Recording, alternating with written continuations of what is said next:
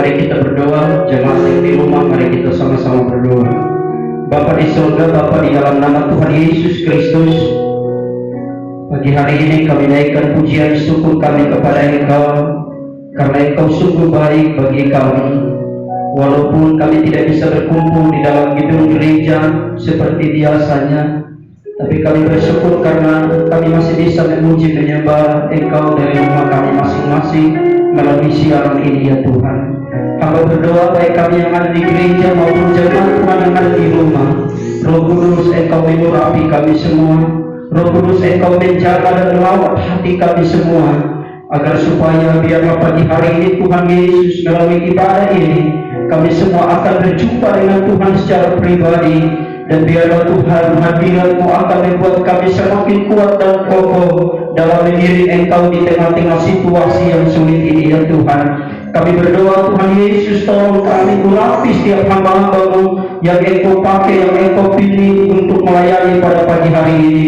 Tuhan, bebaskan setiap tubuh, jiwa dan roh kami untuk kami memuji dan menyembah Engkau pada pagi hari ini ya Bapa. Kami percaya Tuhan bahwa walaupun kami tidak berkumpul bersama-sama, kami hanya menyaksikan siaran ini dari rumah, tapi kami percaya waktu kami buka hati kami untuk Tuhan, Tuhan akan hadir dan melawat setiap kami, dan kami yang sakit akan disembuhkan, kami yang lemah dikuatkan pagi hari ini, kami yang hilang harapan, kami akan mendapatkan pengharapan baru dari Engkau. Dan pujilah nama Tuhan Yesus, urapi kami semua, dan kami membuka kebaktian kami pada pagi hari ini hanya di dalam nama Bapa, Anak dan Roh Kudus. Haleluya, haleluya, amin. Haleluya, mari kita berikan sorak-sorai kemuliaan bagi Tuhan. Haleluya, Dia selalu setia dalam kehidupan kita. Haleluya, teman semua yang di rumah kita bisa sama-sama melompat, kita bisa sama-sama memuji dan membesarkan nama Tuhan. Kita naikkan pujian bangkit serukan nama Yesus. Haleluya. Bolehlah anak terbang dengan tangan terbang. Haleluya.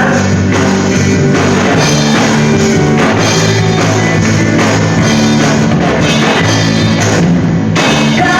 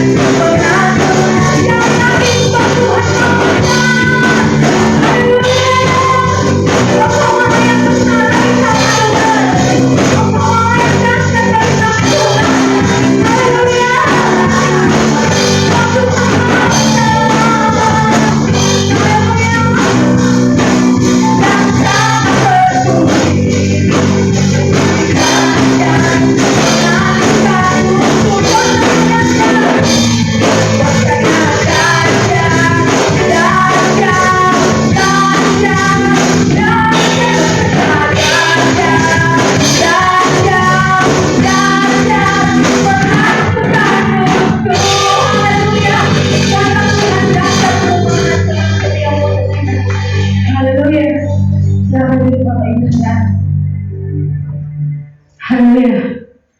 Siapkan hati kita untuk kita mendengarkan kebenaran firman Tuhan. Haleluya. Haleluya Yesus Tuhan. Haleluya Bapa. Engkau penolong yang selalu setia bagi kami Tuhan. Engkau memenuhi setiap keperluan kami Bapa. Tak pernah Engkau mengecewakan kehidupan kami Tuhan. Bapa, Engkaulah Tuhan kami. Engkau tidak pernah gagal dalam hidup kami Tuhan. Haleluya.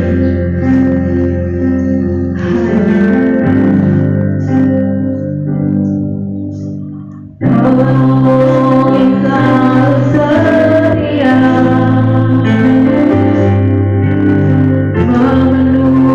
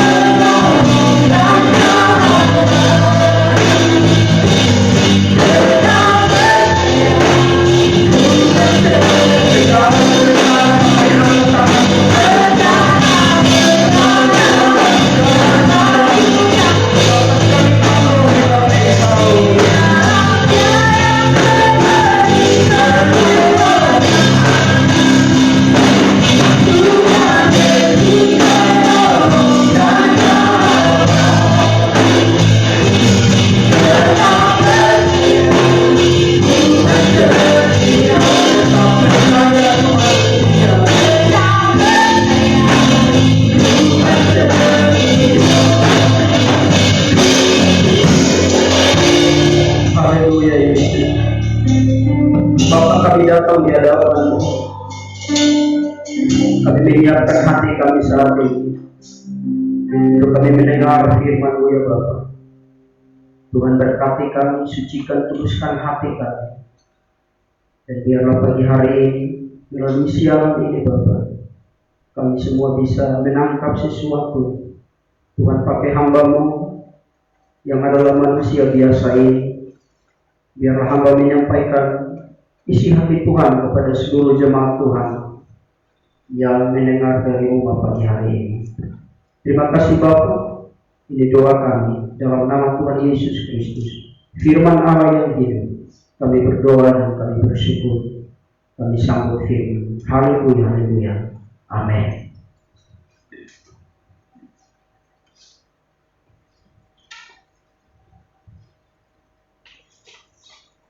Baik, shalom. Selamat pagi Bapak Ibu, saudara-saudara.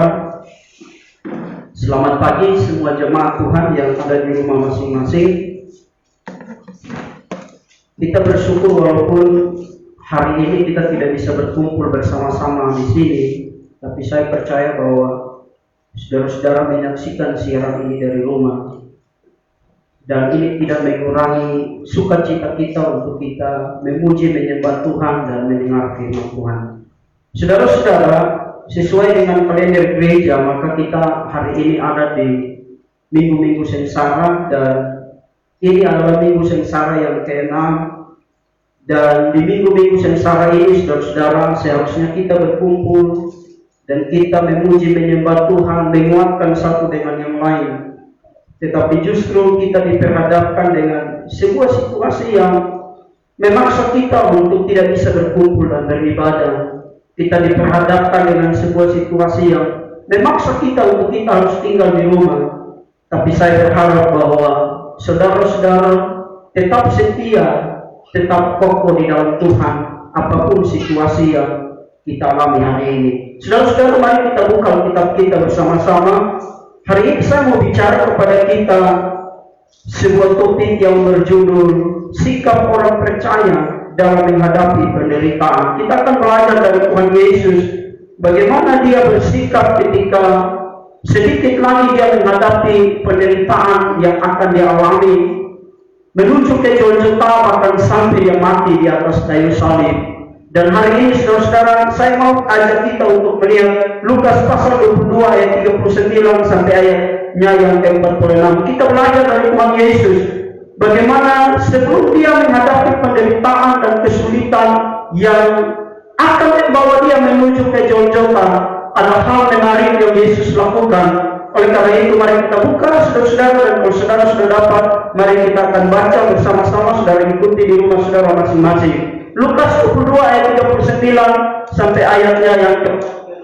Demikian bunyi firman Tuhan. Lalu pergilah Yesus keluar kota, dan sebagaimana biasa ia menuju ke Bukit Zaitun. Murid-muridnya juga mengikuti dia. Setelah tiba di tempat itu, dia berkata kepada mereka, berdoalah supaya kamu jangan jatuh ke dalam pencobaan. Ayat 41. Kemudian dia menjauhkan diri dari mereka kira-kira seperempat waktu jaraknya, lalu dia berlutut dan berdoa, katanya, ya Bapa, jika Engkau mau, ambillah cawan ini daripadaku, tetapi bukanlah kehendakku, melainkan kehendak-Mu yang jadi. Ayat 43. Maka seorang malaikat dari langit menampakkan diri kepadanya untuk memberikan kekuatan kepadanya. Ia sangat ketakutan dan makin bersungguh-sungguh berdoa. Belumnya menjadi seperti titik-titik darah yang bertetesan ke tanah. Lalu dia bangkit dari doanya dan kembali kepada murid-muridnya. Tetapi dia mendapati mereka sedang tertidur karena duka cita. Ayat 46. Katanya kepada mereka, mengapa kamu tidur? Bangunlah dan berdoalah supaya kamu jangan jatuh ke dalam pencobaan. Saudara-saudara yang saya kasih dalam Tuhan Yesus Kristus, di dalam situasi yang sulit hari ini, saya ingin kita belajar dari Tuhan Yesus, yang mana ketika akan memasuki sebuah situasi yang sulit dan berat, yaitu masuk ke dalam tahapan-tahapan penderitaan sampai ke kayu salib untuk menebus dosa setiap kita. Kita tahu bahwa Yesus tetap kuat melewati semuanya. Kita tahu bahwa Yesus tetap kuat menghadapi situasi-situasi sulit itu. Kenapa saudara-saudara?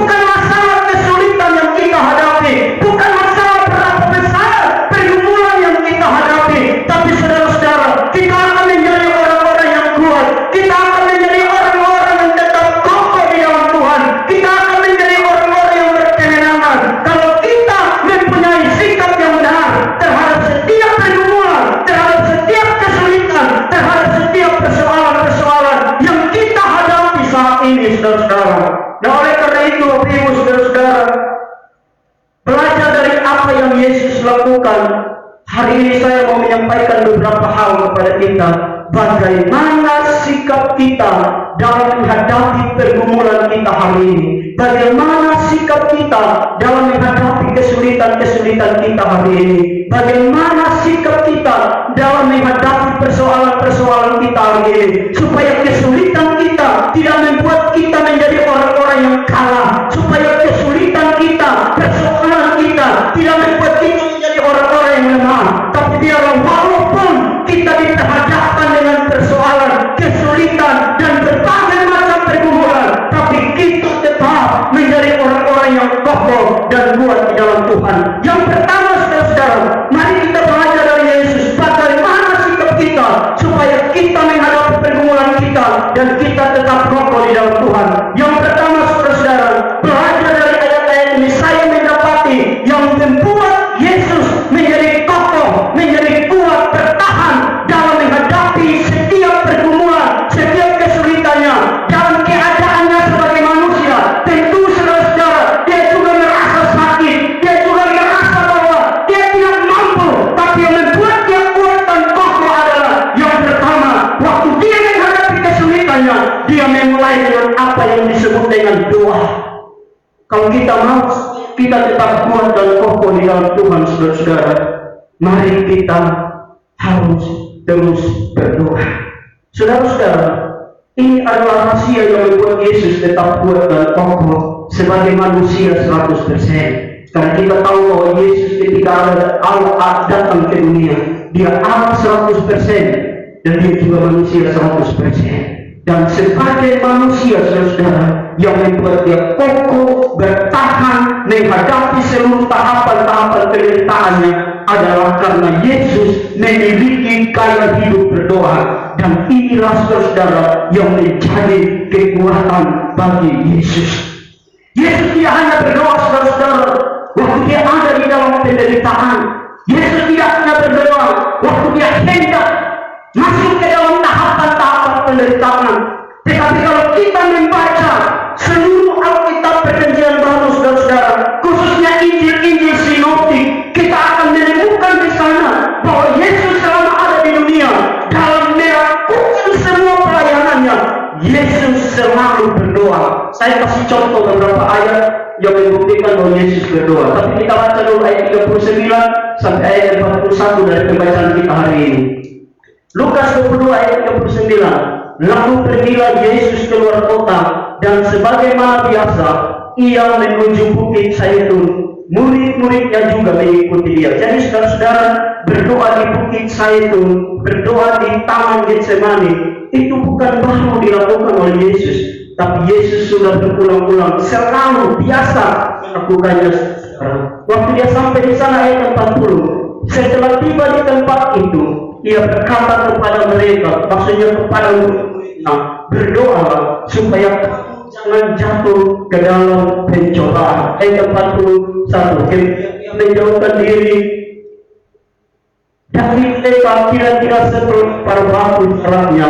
Ia berlutut dan berdoa, katanya, saudara-saudara. Ya, jadi kita bisa lihat di situ bahwa yang menjadi gaya hidup Yesus, yang membuat Tuhan Yesus kuat, yang membuat Tuhan Yesus kokoh, yang membuat Tuhan Yesus bertahan dalam menghadapi setiap pergumulannya, dalam menghadapi tahapan-tahapan penderitaannya, adalah karena Tuhan Yesus berdoa. Dia selalu berdoa. Bahkan saudara-saudara, kalau kita baca Alkitab, kita akan menemukan bahwa Yesus selalu berdoa. Saya kasih tunjuk beberapa ayat. Bukan hanya waktu ada masalah. Pada waktu itu pergilah Yesus ke bukit untuk berdoa. Semalam-malaman ia berdoa kepada Allah. Lukas 6 ayat 12. Sebelum dia memilih murid-muridnya, 12 muridnya, untuk bersama-sama melayani, saudara-saudara, untuk membentuk mereka, untuk mempersiapkan mereka, melanjutkan misi Allah yang ada, yang akan dipercayakan kepada mereka. Alkitab berkata dia berdoa, bahkan berdoa semalam-malaman, saudara-saudara. Lalu satu ayat lagi, Lukas 9 ayat 18. Pada suatu kali ketika Yesus sedang berdoa seorang diri, datanglah murid-muridnya kepadanya. Lalu ia bertanya kepada mereka, ini. Lalu yang berikut saudara-saudara, kira-kira 8 hari sesudah segala pengajaran itu, Yesus membawa Petrus, Yohanes, dan Yakobus lalu naik di atas gunung untuk berdoa. Jadi saudara, doa merupakan gaya hidup Yesus. Ayat-ayat ini membuktikan kepada kita bahwa Yesus tidak hanya berdoa waktu dia menghadapi penderitaan. Yesus tidak hanya berdoa waktu dia ingin melewati tahapan-tahapan penderitaannya, tapi selama ada di muka bumi dalam pelayanannya saudara, kita bisa melihat bahwa gaya hidup Tuhan Yesus adalah dia berdoa saudara. Nah, saudara-saudara yang saya kasih dalam Tuhan Yesus Kristus, seringkali, banyak kali kita sebagai anak-anak Tuhan menyepelekan apa yang disebut dengan doa ini saudara. Ya, kita hanya berdoa waktu kita membutuhkan. Kita hanya berdoa waktu ada penderitaan. Apalagi di dalam situasi-situasi seperti ini. Wow, semua orang berdoa saudara. Hampir tiap hari pesan-pesan dari WA yang kita terima adalah berdoa. Tetapi saudara-saudara, kita bisa melihat bahwa Tuhan Yesus dia tidak hanya berdoa waktu ada masalah. Tuhan Yesus tidak hanya berdoa waktu ada penderitaan yang akan dihadapi, tapi Tuhan Yesus memiliki gaya hidup doa. Nah, saudara-saudaraku yang saya kasih dalam Tuhan Yesus, apapun persoalan kita, apapun pergumulan kita, selain corona yang sedang wabah, yang sudah menjadi pandemi saat ini saudara-saudara, tapi saya percaya bahwa kita punya pergumulan masing-masing. Apapun pergumulan kita, apapun persoalan kita saudara-saudara, saya mau bilang kepada kita, kekuatan kita akan menjadi orang-orang yang kuat, kita akan menjadi orang-orang yang kokoh kalau kita menjadi orang-orang yang selalu berdoa. Dan saya mau bilang kepada kita pagi hari ini bahwa doa mampu melakukan apa yang tidak dapat dilakukan oleh Tuhan kita. Doa mampu melakukan apa yang tidak mampu dilakukan oleh kekuatan kita. Doa mampu melakukan apa yang tidak mampu dilakukan oleh harta kita. Doa mampu melakukan apa yang tidak mampu dilakukan oleh kekuatan manusia. Di saat kita menyerah saudara, di saat uang kita sudah tidak mampu, di saat harta kita sudah tidak mampu, di saat nyawa besar kita sudah tidak mampu, saudara-saudaraku yang saya kasih dalam Tuhan Yesus, percayalah, doa masih mampu untuk melakukan perkara-perkara yang besar. Beri tepuk tangan dulu bagi Tuhan Yesus.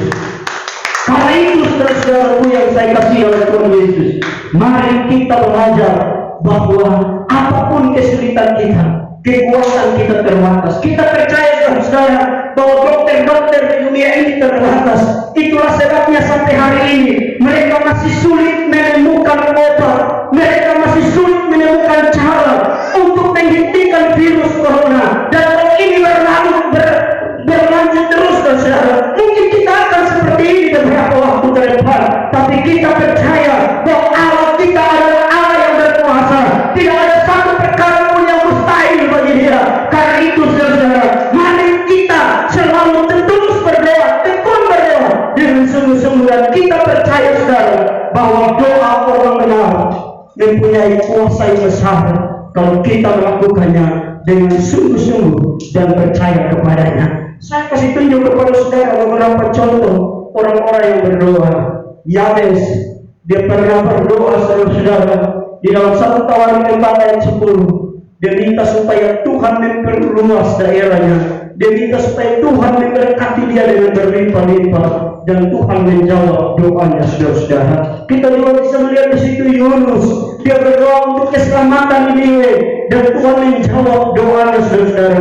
Kita lihat di situ ada Hana saudara-saudara, yang Alkitab berkata kandungannya ditutup oleh Allah, tetapi waktu dia berdoa sungguh-sungguh saudara-saudara, Allah menjawab doanya saudara-saudara. Kita juga bisa melihat Yosafat pada waktu dia berhadapan dengan musuh yang sudah mengelilingi dia bersama dengan orang-orang Israel. Apa yang dia lakukan? Dia serukan kepada orang-orang Israel supaya mereka mencari Tuhan, mereka berdoa dan berpuasa kepada Tuhan. Dan kita berkata, waktu mereka berdoa, waktu mereka berpuasa, Allah berperan menggantikan mereka. Apapun persoalan kita saudara-saudara, kalau kita berdoa sungguh-sungguh, saya percaya saudara-saudara bahwa Allah akan melakukan perkara-perkara yang besar di dalam kehidupan kita saudara.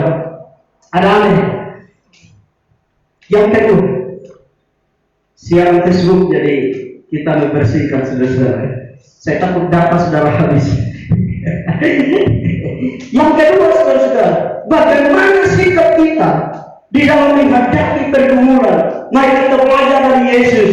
Waktu dia ingin memasuki tahapan-tahapan penderitaannya, selain dia berdoa, apa yang dia lakukan saudara-saudara? Saya menemukan bahwa Yesus berdoa, dan setelah itu saudara-saudara, dia bertindak sesuai dengan kehendak Tuhan. Kita lihat ayatnya yang ke-42. Yesus berdoa, katanya begini, "Ya Bapa-Ku, jikalau Engkau mau, ambillah cawan ini daripadaku, ambillah penderitaan ini daripadaku, angkatlah penderitaan ini daripadaku, angkatlah kesulitan ini daripadaku." Tapi apa yang Yesus dia katakan? Yesus berkata seperti ini saudara, "Tetapi bukanlah kehendakku, melainkan kehendakmu yang terjadi." Saudara-saudara, ini yang Yesus lakukan, yang membuat dia kuat, yang membuat dia kokoh, yang membuat dia bertahan menghadapi tahapan-tahapan penderitaannya adalah karena selain Yesus berdoa, dia melakukan, dia bertindak sesuai dengan apa yang dikehendaki oleh Bapa. Saudara-saudara yang saya kasih dalam Tuhan Yesus, ayat 42 ini mengajarkan kepada kita bahwa di dalam doanya Tuhan Yesus meminta kehendak Bapa, bukan kehendaknya saudara-saudara. Tuhan Yesus meminta supaya kehendak Bapa yang terjadi atas kehidupannya, bukan kehendaknya. Dia meminta supaya kalau bisa Tuhan angkat penderitaannya, kalau bisa Allah melakukan cara yang lain untuk menebus manusia. Bisa saja saudara-saudara, dia Allah dan dia bisa melakukan cara yang lain untuk menebus kita. Tetapi saudara-saudara, waktu Yesus berdoa, apa yang Yesus katakan? Tetapi terjadilah sesuai dengan kehendakmu dan bukan kehendakku. Itu yang Yesus katakan, itu yang Yesus lakukan. Kenapa? Karena Yesus tahu bahwa kehendak Bapa itulah yang terbaik buat dia. Ada alis saudara, percayalah bahwa apapun yang Tuhan lakukan, kalau itu atas seizin Tuhan, mari kita terus melakukan, bertindak, bersikap sesuai dengan apa yang dikehendaki oleh Bapa. Kenapa saudara-saudara? Karena kalau kita bertindak, kita melakukan sesuatu yang dikehendaki oleh Bapa, apapun pergumulan kita, apapun persoalan kita, apapun kesulitan yang kita hadapi, saya percaya Bapa akan memberikan kekuatan kepada kita untuk kita sanggup melewati setiap pergumulan dan persoalan kita. Saudara-saudara yang saya kasih dalam Tuhan Yesus Kristus, Tuhan tahu jalan hidup kita saudara, dan sebagai orang percaya kita harus yakin bahwa apapun yang Tuhan izinkan terjadi dalam hidup kita, itu ada di dalam rencana Tuhan. Itu yang Ayub katakan saudara-saudara. Mari kita lihat Ayub pasalnya yang 23 ayat 10 sampai ayatnya yang 12. Demikian bunyi firman Tuhan, karena Ia tahu jalan hidupku, karena Allah tahu jalan hidupku. Saudara-saudara, saudara tidak tahu apa yang akan terjadi ke depan. Saudara tidak tahu apa yang akan terjadi satu hari ke depan atau satu jam ke depan. Tapi Ayub bilang dia tahu jalan hidup kita saudara-saudara. Seandainya Ia memuji aku akan timbul seperti emas. Lalu ayat 11, kakiku tetap mengikuti jejaknya, aku menuruti jalannya dan tidak menyimpang. Ayat 12, berita dari bibirnya tidak kulanggar, dalam sanubariku kusimpan ucapan mulutnya.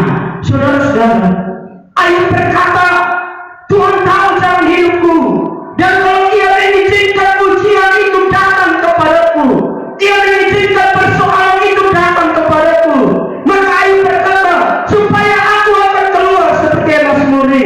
Karena itu saudara, apa yang Ayub katakan, selama aku diuji, selama aku diizinkan ada di dalam persoalan, aku tetap mengikuti jejak-jejaknya, tetap berjalan di dalam kehendaknya, tetap bertindak di dalam kehendaknya. Lalu aku menuruti jalannya dan tidak menyimpang. Lalu ayatnya yang berikut dikatakan, perintah dari bibirnya tidak melanggar dalam sanubariku, kusipan ucapan mulutku. Kita tahu cerita tentang Ayub, saudara-saudara. Dia adalah orang yang saleh, dia adalah orang yang kaya raya, saudara-saudara. Tapi satu kali Alkitab mencatat bahwa dia diizinkan oleh Tuhan, pagar perlindungan Tuhan diangkat, saudara-saudara. Kita tahu Ayub orang yang kaya, dan Alkitab mencatat dia mempunyai 7.000 kambing domba, 3.000 unta, dan 1.000 lembu sapi, 500 keledai, dan 10 orang anak. Begitu banyak kekayaannya, saudara-saudara. Tapi satu kali Tuhan mengizinkan pagar perlindungannya diangkat, dan iblis memporak-porandakan kehidupannya, saudara-saudara. Sehingga apa yang terjadi? Dikatakan di sana bahwa Ayub dalam sekejap saja, saudara-saudara, harta kekayaannya habis. Ayub dalam sekejap saja, saudara-saudara, anak-anaknya mati semua, saudara-saudara. Dan oleh karena itu, saudara-saudara, dikatakan bahwa pada waktu itu dia menghadapi ujian yang begitu berat. Alkitab mencatat bukan hanya hartanya yang habis, Alkitab berkata bukan hanya uangnya yang habis, saudara, tapi Alkitab mencatat di sana dikatakan bahwa istrinya juga berkata kepada Ayub, Ayub, kutuk sudah Tuhan Allahmu, kutuk saja Tuhan Allahmu, dan biar engkau mati sudah, karena Tuhan Allahmu sudah tidak sanggup lagi menolong engkau. Tetapi Alkitab berkata, dalam semuanya itu Ayub tidak berbuat dosa. Saudara-saudaraku yang saya kasih dalam Tuhan Yesus Kristus, percayalah bahwa apapun ujian, apapun persoalan yang Tuhan izinkan terjadi dalam kehidupan kita, percayalah, saudara-saudara, bahwa Tuhan punya rencana.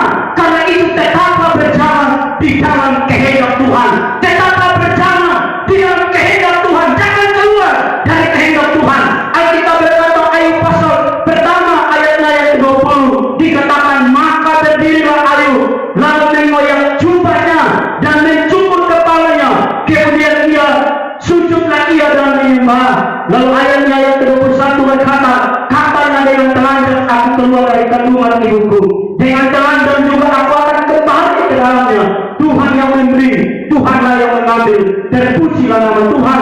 Ayat 22, dalam kesemuanya itu Ayub tidak berbuat dosa dan tidak menuduh Allah berbuat yang kurang patut, saudara. Dapat dari Ayub tetap berjalan di dalam kehendak Allah, dapat dari Ayub tetap mengikuti apa yang Tuhan kehendaki. Alkitab berkata Tuhan memulihkan keadaannya, dan Alkitab berkata Tuhan berikan kepada dia kekayaan 2 kali lipat. Ada saudara, beri tepuk tangan dulu bagi Tuhan Yesus Kristus. Haleluya. Saudara-saudaraku, banyak kali kita gagal bukan karena Allah tidak menyertai kita, melainkan karena kita tidak bertindak sesuai dengan kehendak Tuhan. Kita melakukan apa yang kita kehendaki. Seringkali kita gagal bukan karena Allah merancangkan kegagalan untuk kita, tapi seringkali kita gagal itu karena kita memaksakan kehendak kita kepada kehendak Tuhan. Kita memaksakan Tuhan setuju dengan kehendak kita. Kita memaksakan kehendak kita. Kita memaksakan dan kita berkata ini yang terbaik. Tapi beda dengan Ayub, saudara-saudara, beda dengan Yesus yang membuat tiap kokoh bertahan menghadapi setiap penderitaannya, adalah karena dia berjalan sesuai dengan kehendak Tuhan, bertindak sesuai dengan kehendak Tuhan. Saudara-saudara, kalau corona ini juga adalah kehendak Tuhan yang Tuhan izinkan, mari kita bertindak sesuai dengan kehendak Tuhan. Kalau pemerintah masih larang kita untuk jangan dulu beribadah di rumah, jangan dulu kumpul-kumpul, kalau pemerintah masih menghimbau kita supaya mari kita menjaga jarak sosial, lakukan itu, saudara-saudara. Mari kita tetap melakukannya, tapi juga saudara-saudara, jangan sampai itu membuat kesetiaan kita kepada Tuhan menjadi pudar. Jangan sampai itu membuat kesetiaan kita kepada Tuhan menjadi luluh. Percayalah, saudara-saudara, kalau situasi ini Tuhan izinkan, apapun yang kita alami hari ini, kalau Tuhan masih menghendaki kita untuk beribadah di rumah kita masing-masing, marilah kita melakukannya Kalau Tuhan izinkan apapun pergumulan yang kita hadapi hari ini, percayalah saudara-saudara bahwa kita semua pasti diberi kekuatan untuk sanggup melewati semuanya. Yang ketiga, yang terakhir saudara-saudara, rahasia bagaimana apa yang membuat Yesus tetap kokoh saudara-saudara. Bagaimana sikap kita di dalam menghadapi penderitaan dan kesulitan yang kita hadapi hari ini. Saya mendapati bagian ketiga saudara-saudara, sikap kita yang harus kita lakukan sebagai orang-orang percaya dalam menghadapi situasi-situasi sulit ini. Mari kita tetap menjadi berkat bagi orang lain. Saudara, mari kita tetap menjadi berkat bagi orang lain. Tuhan Yesus sedikit lagi dia sudah masuk di dalam tahapan penderitaannya. Tuhan Yesus sedikit lagi dia sudah masuk di dalam pergumulan yang berat saudara. Tapi itu tidak membuat dia pada akhirnya, saudara, kamu mau kemana pergi saja. Ya. Saya sedikit lagi sudah mati, sedikit lagi saya sudah akan masuk dalam penderitaan. Banyak kali saudara, ketika kita ada masalah, kita tidak jadi berkat bagi orang lain. Saudara lihat ayat 40 sampai ayatnya 40 ayat 45 dan ayatnya 46. Ayat 40 diulang ini. Setibanya di tempat itu, ia berkata kepada mereka, kepada murid-muridnya, berdoalah supaya kamu jangan jatuh ke dalam pencobaan. Ayat 45, lalu ia bangkit dari doanya, kembali kepada murid-muridnya, tetapi ia mendapati mereka sedang tidur karena duka cita. Lalu ayat 46, katanya kepada mereka, mengapa kamu tidur? Bangunlah dan berdoalah supaya kamu jangan jatuh ke dalam pencobaan. Di saat-saat yang rumit, di saat-saat yang sulit, Alkitab berkata Yesus masih menjadi berkat bagi murid-muridnya. Dia masih mengajar mereka, dia masih memberi kekuatan, dia masih memberikan dorongan bagi mereka, dia masih menguatkan mereka saudara. Ini kiranya menjadi pelajaran penting bagi kita, bahwa apapun kesulitan, apapun pergumulan, apapun persoalan yang kita hadapi, mari kita tetap menjadi berkat bagi orang lain. Saudara-saudara, ada catatan yang menarik yang disampaikan oleh Rasul Paulus ketika dia ada di dalam penjara, saudara-saudara. Ada di dalam penjara karena memberitakan Injil.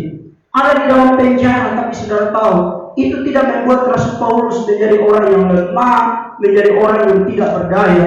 Tetapi saudara-saudara, di akhir-akhir hidupnya, di mana sedikit lagi dia memasuki sidang, dan di dalam sidang itu dia tidak tahu apakah dia dihukum mati atau dia dibebaskan.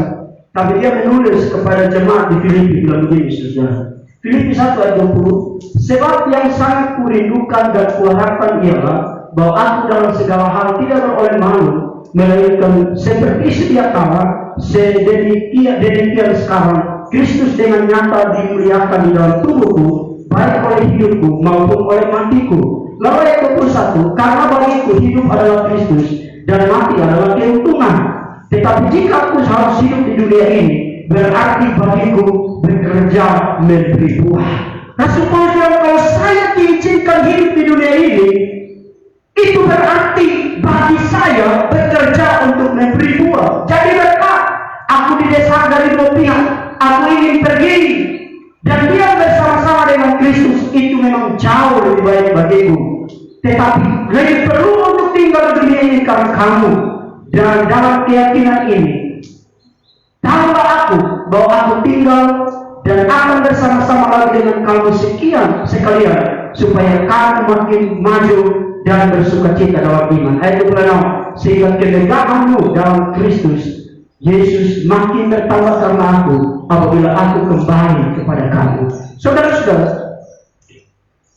di tengah-tengah situasi yang rumit bagi Rasul Paulus karena ada di dalam penjara, Rasul Paulus dia tidak menjadi lemah. Justru dia memberikan kekuatan dan dorongan. Dia memberikan motivasi kepada jemaat di Filipi.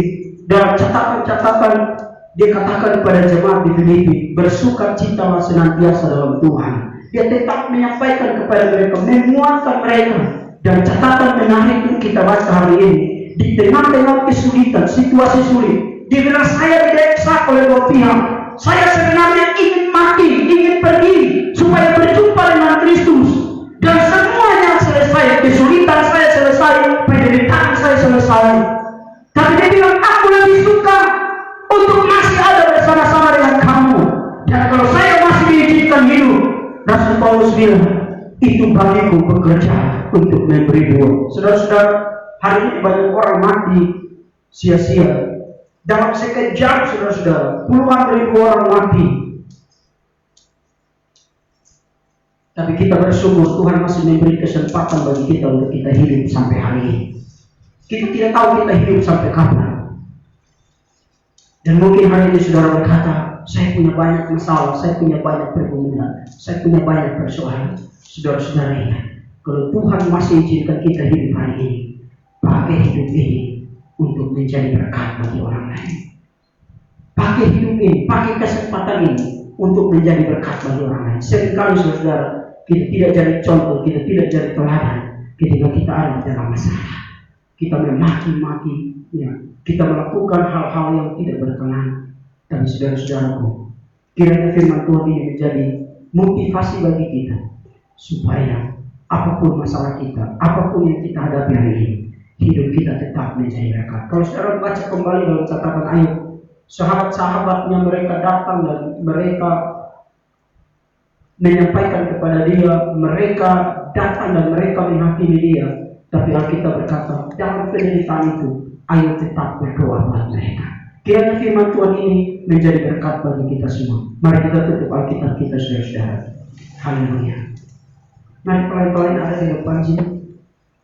Saudara tutup Alkitab saudara. Dan mari kita akan berdoa.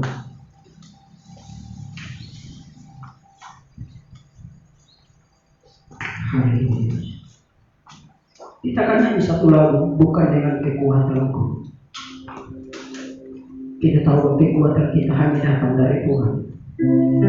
Apapun pergumulan saudara hari ini, percaya bahwa Tuhan akan memberi kekuatan kepada saudara. Haleluya. Nanti beberapa di depan berdoa. Haleluya. Saudara, buka hati untuk Tuhan. Saya tahu bahwa ada punya banyak pergumulan. Saya tahu bahwa ada punya banyak persoalan dan kesulitan. Teruslah berdoa, berjalan di dalam kehendak Tuhan, bertindak di dalam kehendak Tuhan, dan tetap cari berkat bagi orang lain. Di tengah situasi sekarang ini, saya percaya saudara Tuhan, saudara Tuhan, menggunakan miskin